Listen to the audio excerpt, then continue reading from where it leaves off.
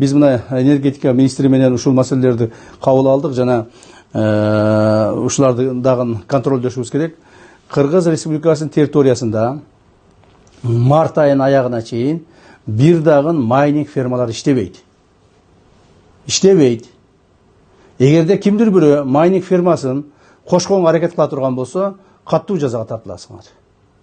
Бул бир. Экинчиден, бардык мамлекеттик органдар, министрликтер, ведомстволор, мекеме ишканалар кечки саат 6-дан кийин мекеме ишканалардын толук бойдон электр энергиясын өчүргүлө.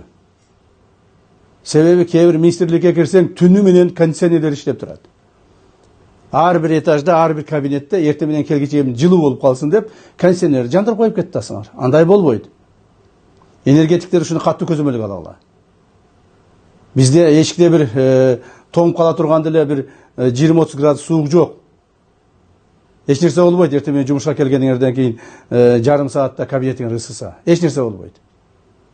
Түнү менен ушу өчүрүп кое турган болот. Кечки саат 6-дан баштап мекеме ишкана, мамлекеттик мекеме ишкана, ведомстволор, органдардын бардыгы светтериңер өчүрүшүңөр керек. Туура кээ бир мекеме ишканалардын территориясы чоңураак. Аны ал жерде кантип карайбыз дейсиңер. Ну, бир жанагы кароолчу коюп болсоңор, 2 кароолчу койгула. 2 кароолчунун ордуна 4 кароолчу койгула. Бирок светтерди өчүргүлөгөн. Мына ушул маселелерди катуураак байкагыла. Конечно, эми жанагы свет өчпөй турган дагы кээ бир мекеме ишканалар бар. Ал коопсуздук органдары бар, кээ бир укук коргоо органдары бар. Ал жактарды, конечно, алардыга мындай избирательный подход кыласыңар.